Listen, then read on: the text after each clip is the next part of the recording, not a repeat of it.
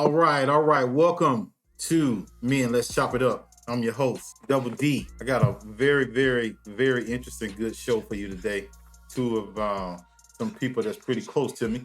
I've pretty much known them all my life. Both of them. I've pretty much known them both of them all my life. I have a pretty good relationship with both of them. I will call them friends and family. I will call both of them my brothers. Jay Walker at the bottom. We actually grew up in the same neighborhood together. Me and his oldest brother graduated from high school together, Southwest DeKalb in the house.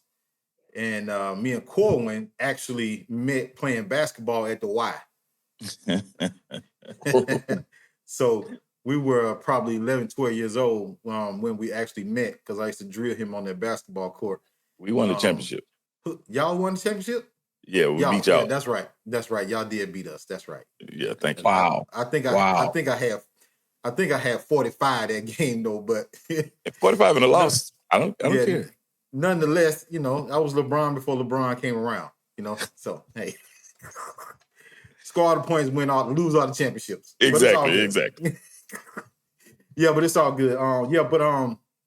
I am looking forward to this conversation today because, as I have expressed on previous podcasts before, like I started this podcast because I'm really trying to take this path down the road. I'm going down this path of men, right? And what we need to do and not need to do, because I'm not the kind of person to tell people what they need to do, but what we are doing to strengthen our mental health, our spiritual health, and our physical health. So men are my focus, and that's what I'm kind of focusing in on. Most importantly, so these are the men that's influential in my life. These are the men I'm talking to the most, right?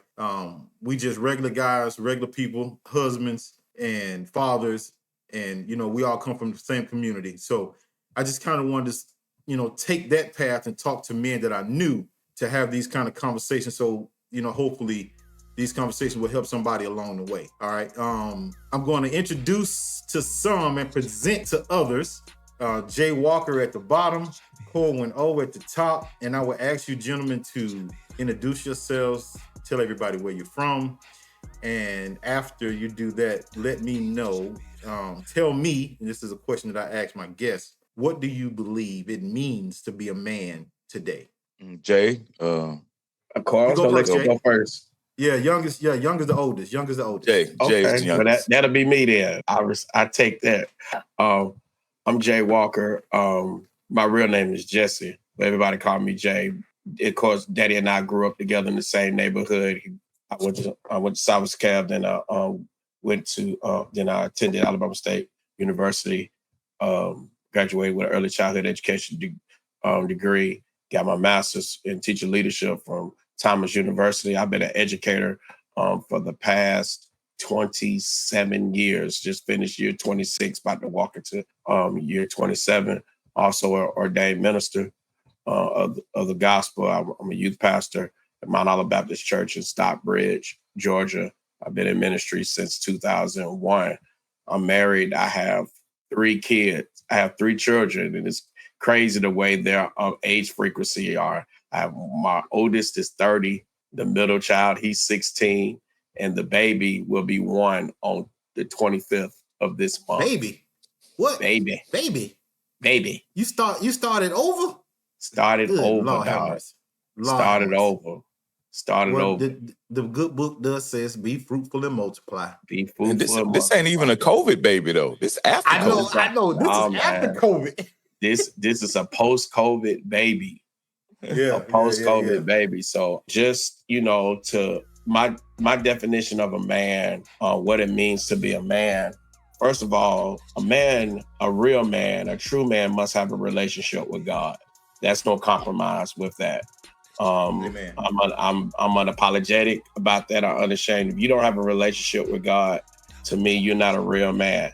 Did I say a relationship of perfection with God? No, I said a relationship. I could be able to see that there's some type of spirit in you when I come into contact with you, that you have a relationship with God. That's number one. Number 2, you have to you take care of your family. If you have children, you take care of your children. You have a wife, you take care of your wife.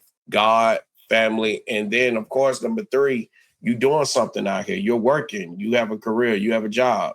You're providing because the Bible says we to be the provider as real men. That's my definition of a true man. Huh? You don't work, you don't eat. Don't work, you don't eat. That's right. I appreciate that, Jay. Thanks for coming on the podcast today, man. I am very interested in getting into this conversation with you today. Absolutely. My pleasure. Thanks for having me. C-Dog, what you got for me? Hey, man.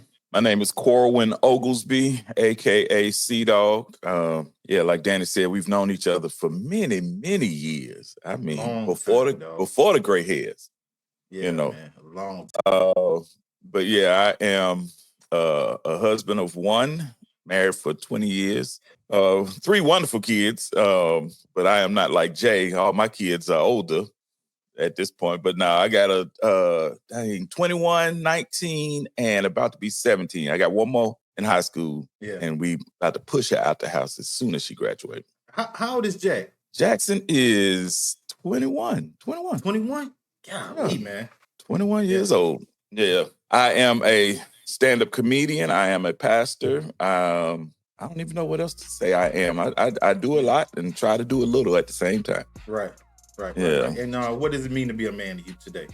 I think to be a man means you're responsible, you're integral, you are a man of courage, you are a man of strength. You also a man who is emotionally intelligent. Amen. I believe, like Jay said, you should have a relationship with God. But I also believe that if you don't believe in God, you still can be a man, in a good moral sense of what that means to be a man. Now, I'm going to be completely honest with you. Just hearing you reference that if you don't believe in God, that speaks volumes to me, right? Mm-hmm. Because everybody doesn't walk the same path, right? Everybody is not, all going in the same direction. The 3 of us are believers in the Trinity, Father, the Son, the Holy Spirit. That's what we are. We all 3 come from that place. But just because you don't believe in God doesn't mean you can't be a man. It doesn't mean that you can't have good morals and good integrity and be a strong father and, be uplifting to your children and help them get on the path that they need to be on as far as being good citizens in this world. Right. Mm-hmm. So tell me something, Colin. What was that? What was your thought process by saying it? Like, where were you? What was you thinking when you said, even if you don't believe in God? Because I would be interested in knowing, because we come from a very judgmental place, especially Black people. We probably the most judgmental community in the world. So tell me what you were thinking when you said that. Well, so I've been a pastor now, man, about 10 years. I grew up in church, all of that. Right. But in the last few years, I've just come to realize that everybody doesn't believe what I believe. Right. And it's funny. It's like, that, but I think in the last few years, I've actually started to see that and understand that and know that one thing I think we've done as believers is that we've often held people to standards that they don't believe. Right. And so it's like, I can't hold you to the Christian standard if you don't believe in my God. Right. Though there are certain moral standards that, sometimes we believe and we hold true. And also it's helped me share the gospel in a different way, in that it's a difference. Like, I used to share the gospel with a belief that, almost in the sense that I was better than you because I had something that you didn't have. That's right. And now I just see it in a different way. It's just like, there's many people that just don't believe what I believe. And so I'm willing to understand that you don't believe what I believe, and let's have a conversation about it. And if you don't take what I have, I still love you. I still care for you. Yeah. We can still pound you up. All of that. And so I just, that's where I am. I understand that more now than I did before. And I think just even, these last few years as a pastor just helped me. I'm willing to say that before when I wasn't willing to say that. Right. And Jay, I'm interested. I said to you before we actually got started, I was really interested in you being a part of this conversation with me and Corwin, because me and Corwin, when we talk, and we don't talk often, but when we talk, we do have these like deep intellectual conversations sometimes that when we finish talking, I've always learned more about who Corwin is, even though I've known him all my life, right? So I've always been, I've always been able to like get a little bit more from him. So I was interested in you being a part of this podcast because you were in the same vicinity with us. Like you grew up in the same neighborhood as we grew up in. Like you went to the same high school. You come from a 2-parent home as well, and I know you, Jay, because you lived around the corner from me. But I would like to know you better as a man. Right. Right. We've hung out together. We've been to football games together. You've been to my house, barbecues, cookouts, and stuff like that. So I would be interested to know. You used to cut my hair. I used to cut Corwin hair too. Like I was the neighborhood barber for a while, right? So to piggybacking off what I was just talking to Corwin about, I would like to know where you are in how you view other men or other people that don't necessarily believe in spiritual, that don't have a certain spiritual background as you, because I know a lot of us come from this traditional church and we get these thoughts and these ideas and we speculate on how people should be. Yeah. But as Corwin said, when I got older, I began to pull back on how I, view people in their spiritual walk. Right. So you are a little bit younger than us. So I would like to know where you are. What your thought process would be. Well, let me start off by saying that all men that don't believe in God are not bad, but there are some men that do believe in God who are not good. That's deep. That's deep, bro. I say that because I could believe in a higher power or supreme being, yet it's still my sole responsibility to walk by his statutes and expectations and what is said. I know plenty of people. I know a few people who don't believe in God. They treat their wife with the utmost of respect. They love people. They take care of their family, etc., etc., etc. So in my opening statement, I hope I wasn't conveying that if you don't have a relationship with God, you're not a man at all. I'm just saying absolutely not. Right. No, right. Those are my beliefs. Yeah. Right. Absolutely. Yeah. Yeah. At the same time, it's funny that you asked me this, that this came up because I had a group of cousins who just lost their mother in March. And I eulogized their mother, my aunt.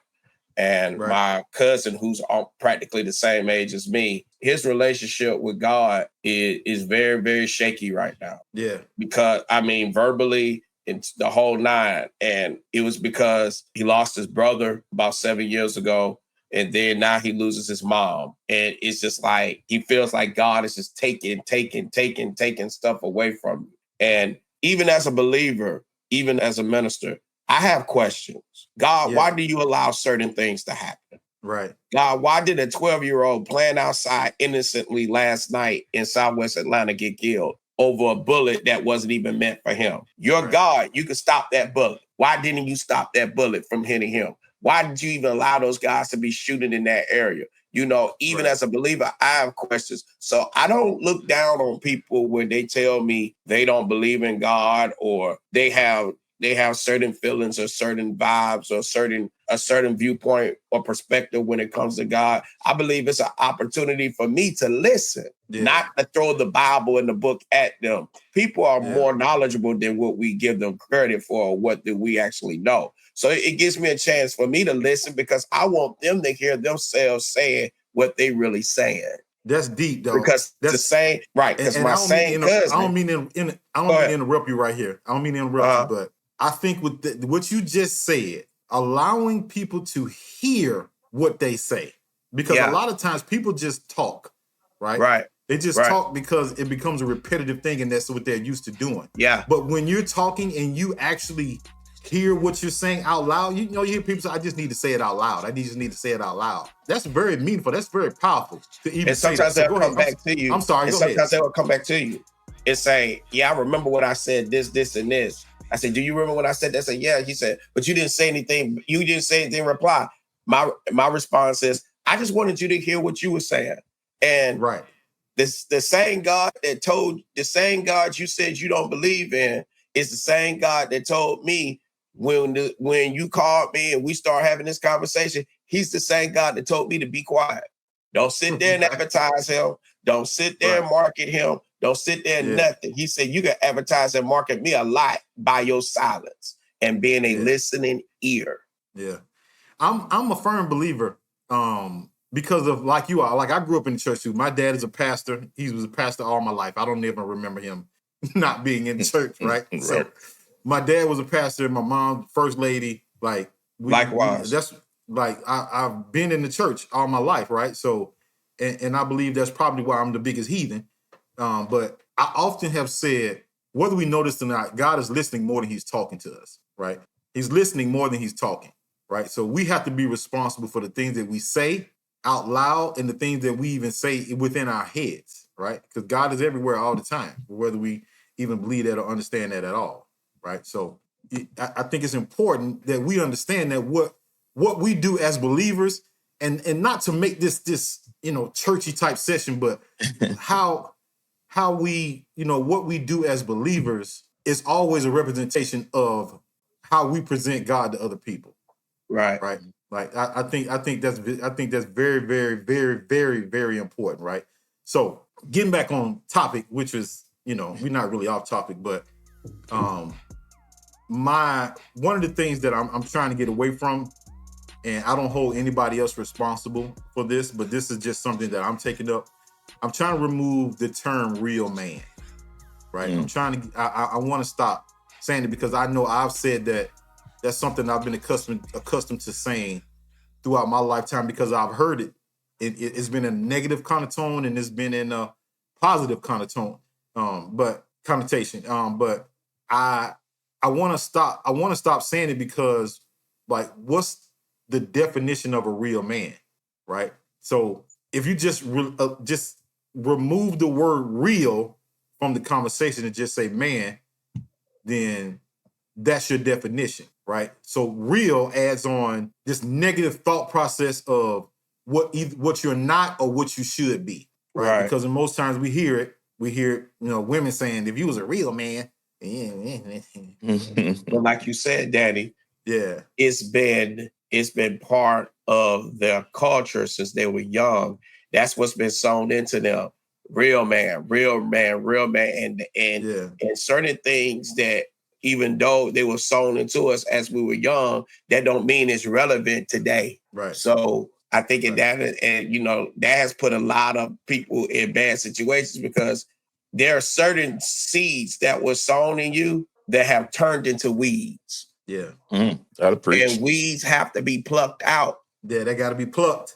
If you don't pluck them, guess what? Yeah. They start tangling, and then they start taking the life out of other things that need to stay, if that makes sense. That's right. Yeah. I also believe, like, when you hear somebody say real man, it's actually it's their thought of what a man is. And it's them actually, oftentimes we saying that out of hurt and out of pain and, deep places in our lives, you know, what a real man is. And it's actually them often screaming for help and saying, like, this is what I rather you have been for me. Right. Yeah. And I think that's why I'm trying to eliminate it based upon that particular premises, Colvin, because it's normally followed behind some type of pain, hurt, or something that, just didn't work out the way the other person anticipated for things to work out. So which generates an unrealistic expectation. And when I say unrealistic, it's because now you want to hold somebody to something that someone in the past pained you from, but for the future, you're not going to be able to hold your own self to. Right. And that's something that we all do. We often shift our pain to other people based upon our experiences. Yes. Right. Things that we normally experience from other people, we shift them on to other things. Right. So, Jay, let me ask you a question. Yes, sir. And I want you to give me your honest opinion. Don't lie, Jay, is what he's saying. Yeah. Tell me the truth. Straight. Hey, man, straight. No additives. Let's go. Let's get it. Yeah. How you live in Atlanta, but you a Pittsburgh Steelers fan, man? What the? No, I'm just joking. We done talked about that before. Yeah, we have. But tell me something. what has been some of your challenges? Because you have a pretty broad, wide angle view of parenting right now. You got a 30-year-old, you got a 1-year-old, right? What has been some of your challenges parenting your 30-year-old and your 1-year-old as a man? You know, and there's a 16-year-old in between. I know that, but I'm just saying, based upon right. And he parenting in different decades. Yeah, man. Yes, I got one that was born in the 90s, 2000s, and the 2020s. First of all, you will find out very fast that your children, each one of them are different. They have different personalities. They have similarities, but for the most, some of them they're different people. So you see yourself in some of them, in them. Yet the challenge I had was, and that's why I said I wanted not to take away from your question, because with the baby, I'm teaching him now. You know, he's 11 months, so he's understanding English. So I'm trying to teach him that when he do certain things, I'm saying no. And saying no to one child and saying no to another child is different. This one is the first one from the ground up. So it's a whole different experience from birth to now. So now parenting was much. With the 30-year-old, they were exposed to a lot, but not as much as it is now. And I know with, you know, what you plant, what you do, your model around kids, it has lasted effects. Even as a baby, I see him picking up some things that we do. He's picking up sounds. He know how to say a couple of one-syllable words, you know, or, you know how to say dad, mama, you know how to say bye, he know how to say hi, and certain things like that. But he picks up sounds very well, and you're learning their personality. Their personality is evolving in front of your eyes. So it's like each child is different. So I'm teaching him, I'm trying to teach him what no means without bar. You see what I'm saying? Yeah, without the physical aspect. You have to, but these children, this one I see right now, I'm going to really, really ask for some patience. Because this one, my mama said, he acts just like you. well, here's the thing. Jay. And these are the things we kind of start to understanding as we get older in life. Yeah. Patience becomes, it's a residual effect of old age. Would you agree with me, Corey? Yeah, like the older you get, the more patience that you have. So, and it's funny because you may have more patience in some situations and less patience. Less in others, yeah. In others, right? Yeah. So and if I was gonna give you some advice, I would say, man, just keep doing what you're doing, brother. Like just keep doing what you're doing. Like your kids, the two kids you have now are, you know, they fine. They, you know, they live a good life. They love dad. Right. So your parenting at this point is going to be a lot different because you about to be 50. Yeah. Right. Next year. Yeah. You about to be 50. So that changes the dynamics of how you parent as well too, because you're wiser, you're smarter, and you understand life a whole lot different than you were at 25. Yeah. Right. And this is not me preaching at you or telling you what to do. This is me piggybacking off what you said, of what you're saying now. And it's amazing that you said that, because with the, you know, like I said, all three of them are different.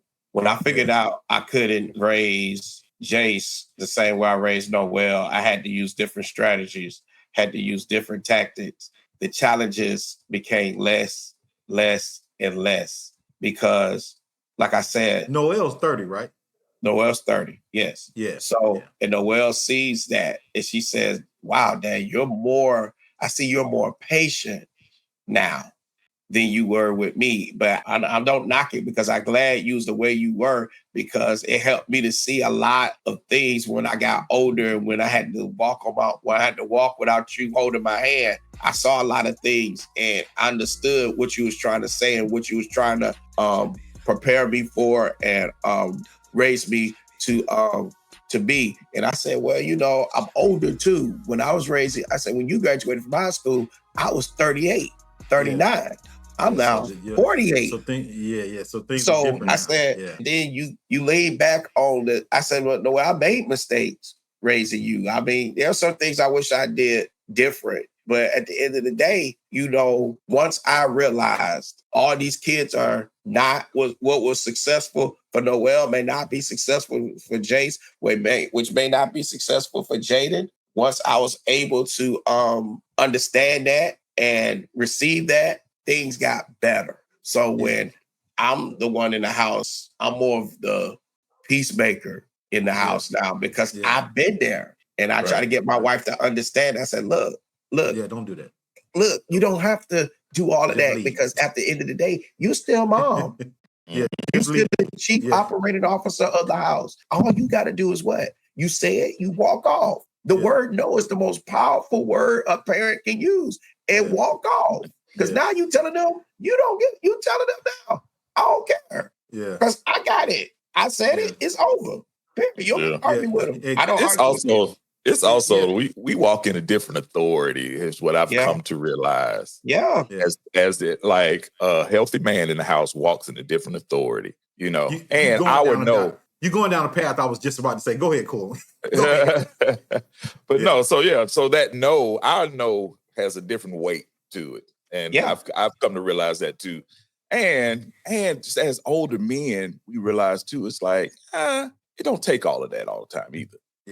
Let me rest in my power and let me say it. And then I'll allow the consequences to be the consequences if they have to be the consequences. You have a different way of attacking certain things at this age, right? It's not. My son says, like, I've got 3 too, Julian, Khalees, and Kylie, right? And my son says to me all the time, like, I see the difference in how you raise the girls, right? I see the difference in how you attack the girls on particular subjects. And some of it is age, but some of it is you can't raise girls the same way you raise boys. Right. There has to be a little bit more tenderness in your correction with girls than it is for boys as well, too. Right. But I think it's important that both the girls and the boys see what a man responsibility are and what they look like. Right. And I believe this. I don't care what anybody says. You can only be what you see. Right. You can only be what you see. So if you see a bunch of foolishness, that's what's going to pour out of you, a bunch of foolishness. If you see some stand-up, good, character people around you, then in most cases, you're going to be that. Even if you do stray off, like, you're eventually going to come back to that, right? Because when I was pimping, like, I had to come back. I had to come back because that's not where I was from. Because pimping wasn't my thing. Yeah, you didn't stop lying either. No, I was just making a joke there. That's exactly where I wanted to go, Corwin, as far as what your authority looks like in the home, in your home. And shout out to your wife too, man. Your wife is one of a kind. Your wife is special, though. I would agree. Your wife's special. So make sure you tell her I said what's up. I will do that. Yeah. But as your authority, man, as the authority that you were talking about, that you were just speaking about, like, what does your authority look like in your home from a spiritual aspect and from just raising children and being a husband in today's society, because it's very different from how we grew up. Well, like, sit down, shut up, don't ask no questions. Right. I said, eat them beets. Or you gonna sit here. Right. You're gonna fall asleep at the table. Exactly. Until you gonna stuff them all in your mouth, chew them up, and go to the bathroom. And throw them up. Right. Yeah, but speak on that for me, man. What your authority looks like as a husband and a father in today's society. Yeah, I mean, for one, I still think it looks different for every. Like the key to what something that you just said is that it all depends on what you've seen, how you grew up, and how you've changed as you've grown. Right. And so the father I am today most definitely ain't the father I was when I started, but it's also different than the father that I saw, because I saw, different, and like, so like with Jackson, one thing that I learned with Jackson, and I think this helped because I was an older father. I didn't have Jackson until I was 30-something, or 32. But the one thing that I realized was I can tell you to stop doing something because I said so, and you'll stop doing it in front of me, But the one thing that I started to realize, and he actually taught me this, was I had to start trying to engage his heart and trying to get him to engage. Because the one thing that, like, what I knew was, like, eventually you're going to not be with me. And if you can't think, speak on it. Yeah, if you can't think and get past that first emotion, then you ain't going to be no good, regardless of how good of a father I thought I would. Right. And so, so my thing with him as he got older was like, all right, let's think. Let's have a conversation. What was you thinking in that time when you made that decision? And here's one I remember this, like, this was a game changer for me as a parent. So Jackson told Jackson to go do the dishes. He's in there doing the dishes. My bedroom is right next to the kitchen. I can hear everything happening in the kitchen. We live in a Christian household. This joker turns on the most ratchet rap on Alexa. Alexa's right in the windowsill. He tells Alexa, I don't even know what it was, but they cussing and saying all kind of stuff. I'm like, I know this dude know I'm in the kitchen. I mean, in the house. I know he know I'm in the house, So I walk out of my room and I come around the corner and he sees me. He's like, Alexa, turn off. And what I realized in that moment was he didn't think about nothing. He knew he liked that song. Yeah. He wanted to hear it while he was playing the dishes. All he wanted to do was what he wanted in that particular moment. Yep. And I heard this from some classes I took. What an addict never does before they smoke that or, do whatever they do, they never ask the question of, if I do this, what's good about it, what's bad about it?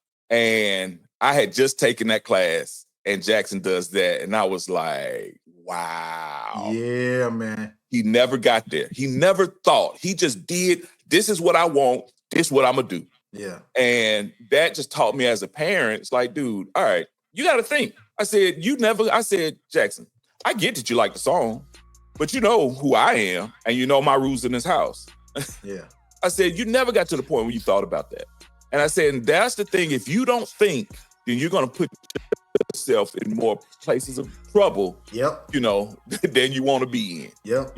And so that really that really was how I began to parent, and I try and parent. And the thing is, though, when you parent from the standpoint of do it because I said do it, do what I said do, they'll do it. And you'll get that in that particular moment, you'll get what you need, but again, they're not going to learn.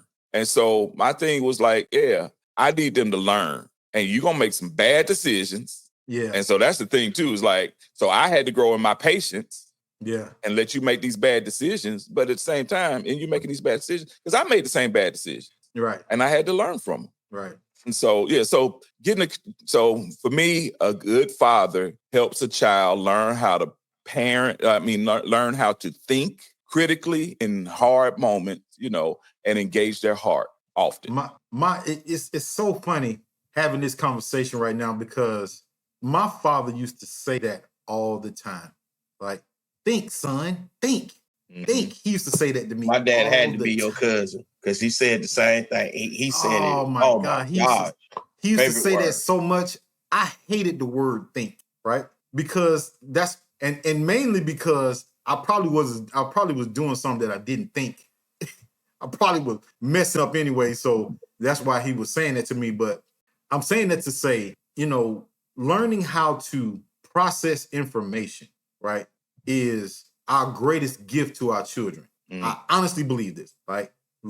Teaching our children how to not let what they want become the dire thing is, I think that's a real gift. And it's not going to happen all the time. I mean, they're children, they're emotional, they want, especially when they grow up middle class, right.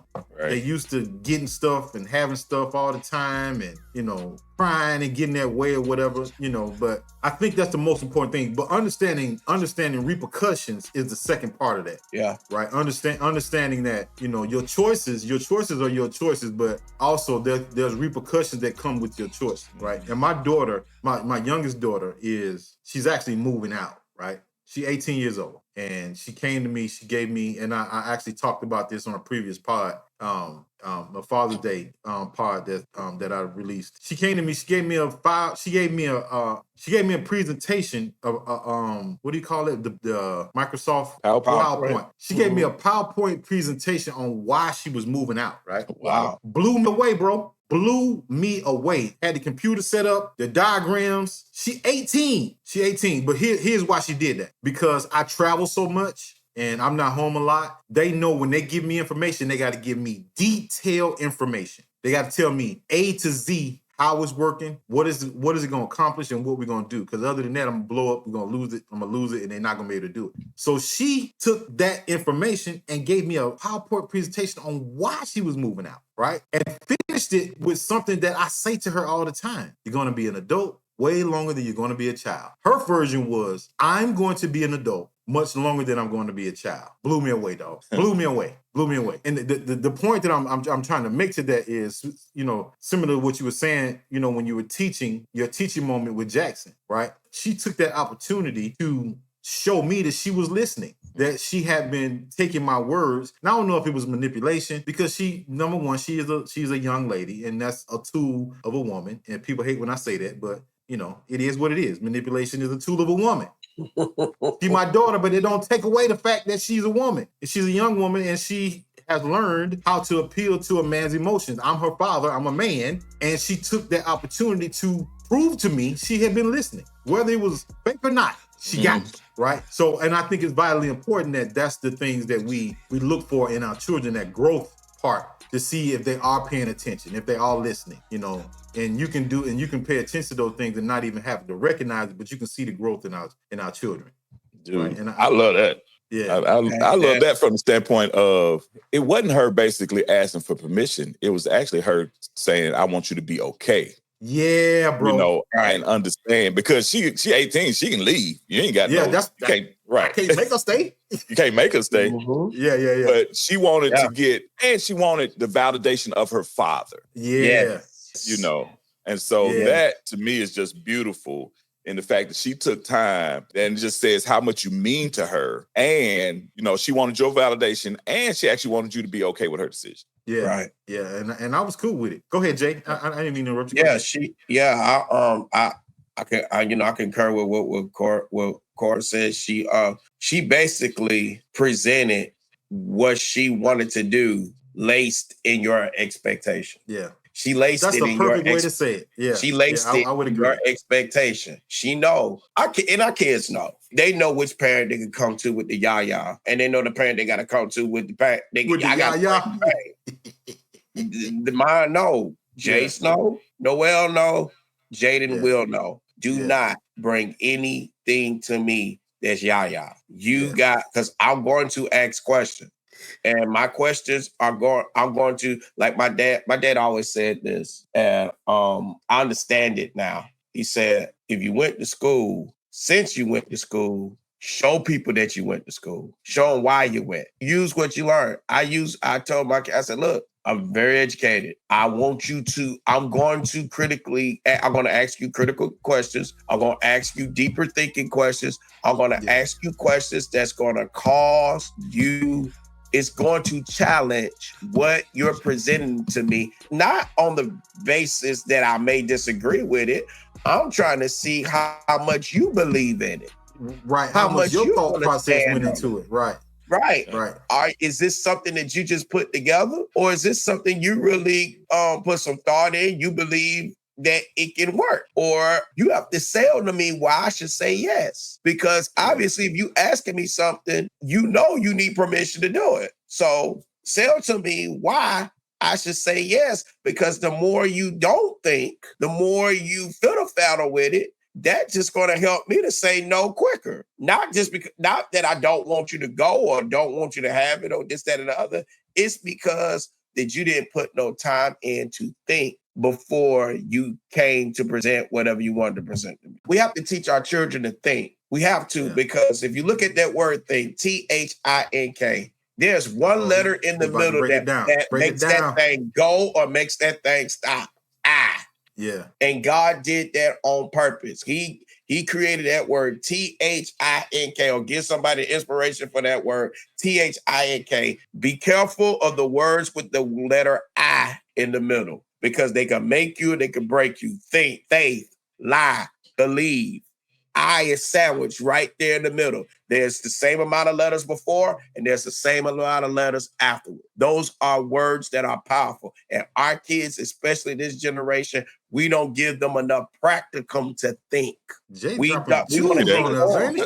Look at that teacher and that youth pastor. Yeah, I see him. Jay dropping It's jewels just, on us. but you, Danny, you know my people, you know my parents, man. So you know, Right. Absolutely. They just all that other stuff that I am, that just validated it. Yeah. This is what happened at 41, 45. These were the conversations that were going on in the house. Yeah. So yeah. think, and I mean, it was question after question after question. Blah blah blah blah blah blah blah. Why? Blah blah blah blah blah blah blah. How? Blah blah blah blah blah blah blah. Back to why. So you know, we have to teach our kids to think. So I do my kids the same way. And I say, y'all know how this gonna go. So I say, I need you to always be careful of how you ask of what you bring to me. Not be careful of the contents of what you bring to me. You be ready for a deep digging conversation. Yeah. Go ahead, Corbin. I see you about to say something. Go ahead. No, I mean, I think that's just the key, man. I think it's the key nowadays, because also our kids live in a microwave culture. Yeah. Everything is just a button away. And if you're not willing to think, you know, I told Jackson that when we first bought him a phone. I said, dude, there's some things you're gonna be able to do on this phone that I won't ever be able to get you out of, you know. And so if you're not willing to think when you're using this mug, you're gonna put yourself in some rough situations, you know. So it's critical. Yeah. It's like you have to think, you know, and it's think past just this moment. What's good about this? What's bad about it? Just two easy questions to ask. Yeah. What's good? What's bad? Yeah. Yep. And all of us have this one commonality. We were raising a son. Yeah. Raising a son. I told Brian, I said, look, let me tell you something. He did something. He made a huge mistake, and he knew which parent to come to first. They know. So that he can use that parent as his attorney to take to the other parent. Yeah. Right. So he came to me because he wanted me to bring him to his mom, because I was like, oh, hey, dog. I said, nah. I said, he wanted you to be the go-between. He wanted you to be the go-between. Right. The middleman. The advocate. I said, son. He writes the advocate, I said, son, you gotta, I can't keep this from you got to stand on this, bro. You got to stand on this. But after that, I told him when we got in the truck, I told him one thing. I said about him, I said, look, if I ever have to correct you in front of your mama, it's your fault. Because I told you days, weeks, years worth. I'm gonna get in your butt. It's gonna be in this truck. But if I ever gotta get in your butt in front of your mama, it's not because I'm trying to embarrass you and show you up. It's because you stopped thinking. And I told him that phone, what you do with it, it sticks. You can click delete. People can pull records. They can pull the records from the phone company. Yeah. Whoever has that line, it's a thing that you do now. Especially if you're paying the bill. The person who's paying the bill could go and get everything they want to get for any type of transcript or transaction. It doesn't matter. I say you have to be careful. And that's part of growing up. You have to be responsible more when I'm not watching than when I am watching you. Because I'm not going to come in your room and knock on your door and go through your stuff and all that other stuff. I say, you know right from wrong. So at the end of the day, I don't play that, oh, he just young, oh, he just this. No, I'm not gonna discredit or disrespect your intelligence. So at the end of the day, if you do, like I said, this situation should teach you, be careful what you write or text or send or even receive. True. Yeah. Because it's going to stick with your name when it comes to this phone. Mm-hmm. Man, Bishop I had Walker. Bishop Walker. He walking it too. I'm just saying, man, it's the truth. No, it most definitely is the truth. One thing that I think a word that has to be in this conversation that we're talking about and we just ain't said is integrity. Yeah. You have to have a certain level of integrity, but not just because integrity is everything. Integrity is how you carry yourself, what you believe, you know, I'm a man of my word, all of that. What you doing when nobody's looking. What you doing when nobody's looking. And like, I was talking to this guy about a friend of mine. Basically, it's a guy that I'm kind of mentoring and just taking under my wing. And I was telling him about, like, we're just talking about him, because I was trying to figure out a way, trying to basically process through some stuff and how I want to approach it. And I was just talking about him to the guy. And the guy was like, oh, he doesn't have integrity with himself. And that mug rang so loud with me, just because I think oftentimes we think of integrity with others, but it starts with me. Yeah, it starts with the mirror, man. It starts with the mirror. And if I don't have integrity with myself, then I'm not going to hold myself accountable when it comes to other people, things I do when nobody's looking. And and that's what we're teaching our boys, you know, like, dude, you got to think. And you got to hold yourself to the standard that you believe in. Yeah. You know, because a lot of times we're doing stuff that our flesh wants. We're doing that, you know, we're going on these feelings that we have, but it ain't what we really believe, you know. Yeah. And so how integral are you? You know, what are you doing with integrity? Your integrity. That's why I am a firm believer in, you know, what your children see in you is a lot of times is how they're going to turn out as well too, right? And I know that's kind of a broad, open statement, right? That doesn't necessarily mean you know that's always going to be the fact, or that's how things are going to be. But I can look at both of you all. I can look at you, Corwin. I can look at you, Jay, and I can know that your parents had loads of influence on your life, and a lot of who you are, and a lot of decisions that you made were based upon your father and your mother's influence over your life. It was just some things you just weren't going to do, and there was some things you were going to work hard not to get caught doing.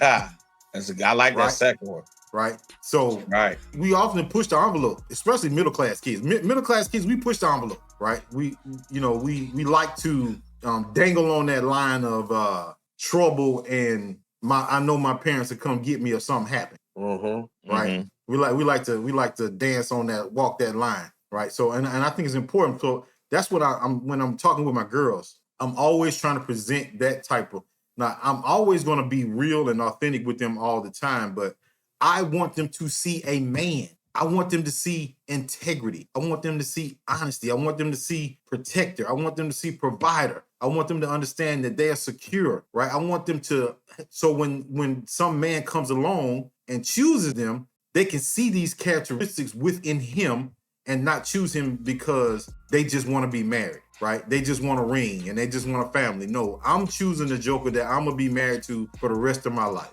right? Corey, you've been married how long? 30 20 years. years. 20 years. No, 30 that'll be a lot. I thought y'all got married in the 90s. No, we did not. We got married in the early 2000s. Early 2000, okay. And Jay, you've been married how long? 5 years. 5 years. Okay. So, and ain't nothing wrong with it. Ain't nothing wrong with it. This round 2 for me and the last round. Just bro, don't feel bad. I'm right. Bro, I'm 2 times divorced myself. So hey, it is what it is. Right. It happens. It happens. I remember, right? and it's so crazy. I remember the conversation you, myself, and Harold we had in front of I don't know if that was Cam's yard. Whoever used to live in Stone Mountain. We used to go over there all the time to their house. Yeah. I never forget. I never forget. We didn't say anything to you. You was just like, hey man, come here. He said, man, it's written all over your face. I said, what you talking about? He said, there's certain things that you can't control when it comes to marriage. You don't have all the controls. You don't. Sometimes people act a certain way. Sometimes things are because people are comfortable. And it's so ironic you said that because somebody said that to us 2-3 hours ago, and they were a female. So I say that to say, when you said things like that back then, huh? I said I dropped the Jew like that back then. Man, you've been dropping jewels all your life, man. Don't. Ever since I've known you, I remember the first day y'all welcomed us to the neighborhood. But at the end of the day, I say that because marriage is a unique. If y'all follow what I'm saying, it's unique. It is. it's not a one size fits all. Yeah. No book can tell you how to Man, that's life though. manage it. Yeah. And Yeah, it's just it's fluid. but you know, it Yeah, it's but I fluid. would never forget. It just popped in my head when you said that, and I never told you that. And that meant the world to me, because you got to have people around you that knows that you're hurting or distressed or etc. And without sometimes you even saying it, because in the environment we were in, it wasn't. It wasn't time. We were probably having a good time for that conversation. But Yeah, we probably were having a good time. Yeah, right, yeah, we were right. probably. You found a space and opportunity to drop that, because it's all about because of that connection. And I just wanted to let you know that. This is why I don't want to be a preacher, right? This is why I don't want to stand in a pulpit. Okay. Right. Because I've always found out, through my lifetime, up until 53 right now, that my effectiveness don't come from being in church. My effectiveness doesn't come from standing in the pulpit. Like that's that's not the gift that God gave me. Right. Like, some people are great orators. Some people can stand up and speak and, get in the pulpit and move the crowd and like all those things. Like, that's not the gift that God gave me. God gave me a gift to be who I needed to be in whatever moment I was in, wherever I'm standing, wherever I'm at. Like, that's something that I've always done. And that's not me patting myself on the back or, me being something I'm not. Like, you have no idea how many times somebody came back to me and say, man, when we was at the bar smoking that cigar, drinking that liquor, and you have no idea what your words meant to me at that moment, right? Or when we were sitting in the car somewhere talking or whatever, like, at a barbecue or something at homecoming or something like that. You know what I'm saying? Yeah. That's always. Do you feel like you're running from something, Danny? No, I ain't running from nothing. Don't do saying. that, C-Dog. I'm just saying, like, because I don't understand why you said you glad you ain't a pastor. That's not what I said. That's not what I said. He said, and that's why I don't want to be a preacher here. But the thing is, my effectiveness. Watch this. My effectiveness is not pulpit out. My effectiveness is out to the pulpit. So what happens outside the pulpit helps me to be effective in the pulpit, because I live my life more out of the pulpit than I'm only in the pulpit. What? That's right. You say, right. What? Yeah. 1%.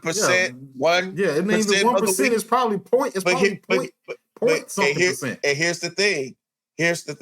Don't do that. If you know your gift that God has given you, and like Cora said, you're not running, that's fine. I'm not running. Now, Cora is saying that because he know me. That's why he's saying that, Jay. Because he knows me. What was you gonna say, Jay? But we know the symptoms of a runner. Oh, Lord have mercy. I'm not saying you have them. I'm just saying we know the symptoms. Why do we know the symptoms? Because we've had them before. So I'm saying I'm just. So you're saying a runner, no a runner? I'm just trying to give more. I'm just trying to make it plain of what Corin is saying. I don't know, because people always will say, because your daddy was a preacher, you should be a preacher too. That is so far from the truth. That is so far. Yeah, I don't subscribe to that either. Right, me neither. Yeah. I don't subscribe to it, even though it happened to me, because my dad's a pastor. But at the end of the day, you have an effect, Danny. Your daddy was what? You have an effect. My daddy was a heathen. Man, your dad was cool, man. Your dad was cool. There's some pastors and preachers that are heathens.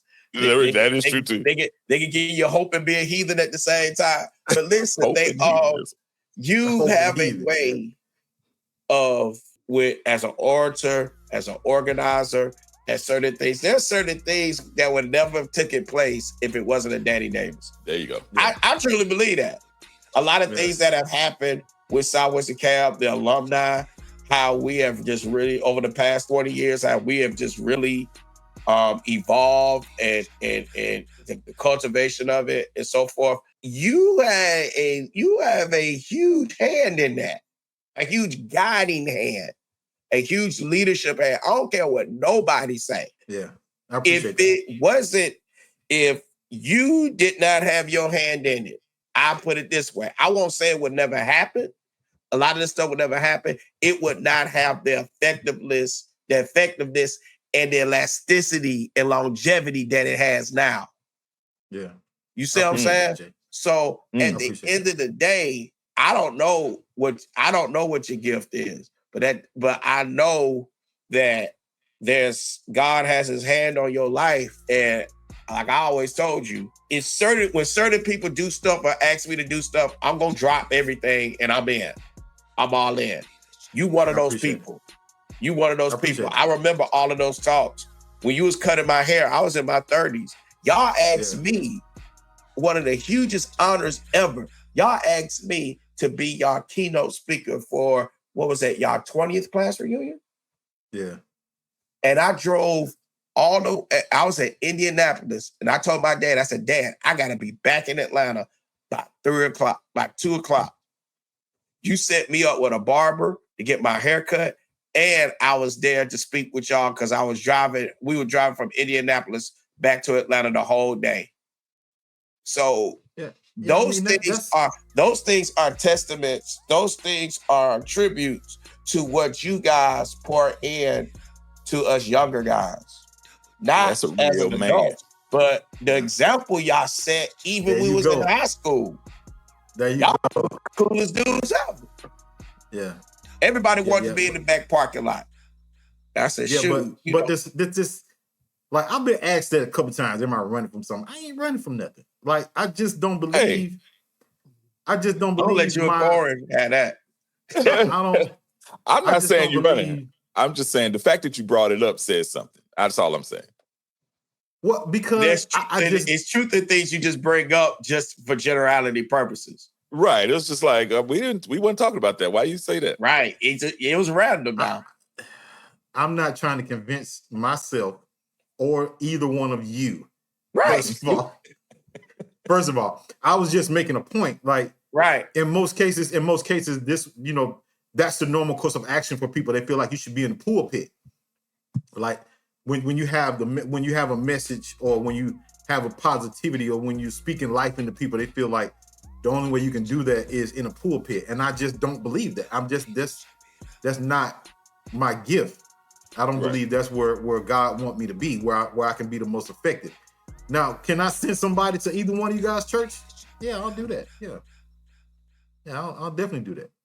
I've heard both of you all speak. Like, I'm a great supporter of both of you all's ministries, right? But I just don't believe that's where God want me to be. And I don't know. It may change. It could. Yeah, that may change. It could. Yeah. And at the end of the day, as long as you know your gift and you know you walking in what God told you to do, it's all good. Yeah, you're stupid. You're stupid, man. I'm not fooling with you, Cole. So we're gonna man, this has been. I actually had some more questions that I wanted to. Hey, we can run it back. You know what I'm saying? Yeah, I have some more questions I want to ask both of you all, but I don't want to take up too much of you guys' time, man. I appreciate both of you for joining me today, stepping in, and just being a friend. Like, I appreciate. That's one of the things that I really work hard at trying to do, is being available and being a friend to people. Before my mom passed, and I'm gonna wrap this up. Before my mom passed in 2013, she said to me, your friends can be closer than your brothers and your sisters, right? And at the time when she said that, I didn't necessarily understand what that meant, because nobody is closer to me than my brother and my sisters. My sister and my brother. But what she was saying to me was my responsibility to the people that I know, because I'm one of them people. I know a lot of people, right? My responsibility to them is to be a friend always, no matter good, bad, or indifferent. That's what my responsibility is. And I took that wholeheartedly when she said it. I didn't understand it then, but I understand it now.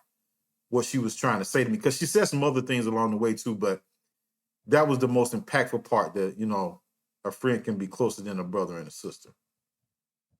So I want both of you guys to know that I appreciate you. I'm your friend. If you need anything, if there's anything I can do to help, if I got it, you got it. If I don't, I'll see what I can do to get it for you. I may know somebody that can do it. Reach out if you need anything from me.